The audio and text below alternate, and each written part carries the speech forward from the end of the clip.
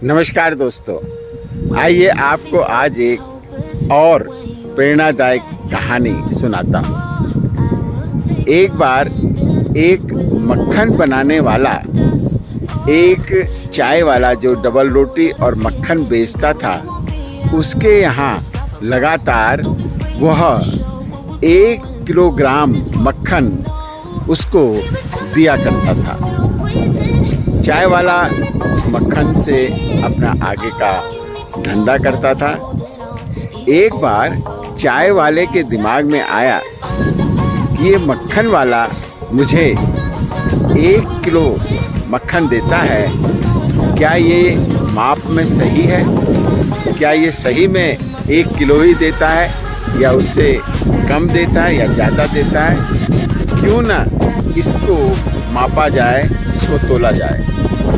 उसने उस मक्खन को एक दिन तोला और उसने देखा कि ये जो मक्खन देता है ये तो 100 ग्राम, कभी 150 ग्राम, यानी अधिकतर 100 ग्राम मक्खन कम रहता है।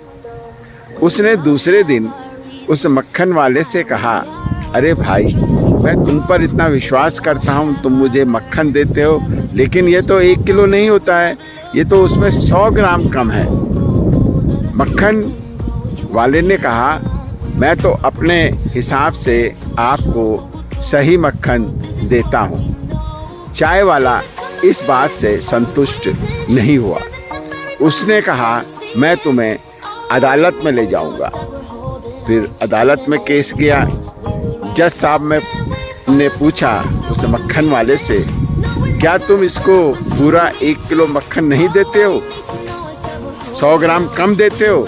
तो सीधा साधा मक्खन वाले ने कहा कि साहब हजूर, मैं तो इसको वही मक्खन देता हूँ। मैं आपको एक बात बताता हूँ कि मैं इसकी दुकान से 500 ग्राम के 2 डबल रोटी खरीदता हूँ और घर जाकर मेरे पास एक माप तराजू है, उसमें एक तरफ इन दोनों डबल रोटी जो 500 ग्राम की हैं उन्हें रखता हूँ और दूसरी तरफ अपना मक्खन रखता हूँ, और जब बराबर हो जाता है दोनों तोल में, तो वही मैं इसको हर दिन इसके दुकान में जाकर देता हूँ। क्योंकि इसके जो डबल रोटी हैं वो 500 ग्राम की 1 किलो की हैं और 1 किलो इधर मक्खन हो जाता है, वही मैं इसको देता हूँ। तो जज ने कहा चाय वाले से कि तुम्हारे यहाँ से ये डबल रोटी ले जाता है 500 ग्राम की? बोले जी हजूर। तो बोले वही तो, अब तुम इसका उत्तर तुम्हें खुद मिल गया होगा कि तुम्हारी डबल रोटी का तोल कितना है और इस मक्खन का तोल कितना है। इतना सुनते ही चाय वाला शर्मिंदा हो गया और उसको उसके करने की सज़ा मिल गई।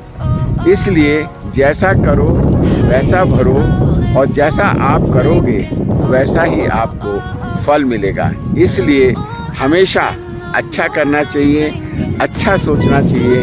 कभी भी यदि आप दूसरे पर आरोप लगाएं तो सबसे पहले अपने अंदर ज़रूर झांक लें कि आप कितना सही हैं और कितना गलत हैं। दोस्तों, कैसी लगी आपको यह प्रेरणादायक कथा कहानी? यदि अच्छी लगी हो तो शेयर और लाइक ज़रूर करें और कमेंट बॉक्स में ज़रूर लिखें कि आपको ये कहानी कैसी लगी। नमस्कार। और आज जन्माष्टमी है। इस जन्माष्टमी के पर्व पर आपको सपरिवार बहुत बहुत बधाई और हार्दिक शुभकामनाएं। नमस्कार। मैं जेपी डिमरी, इस समय बेंगलोर से।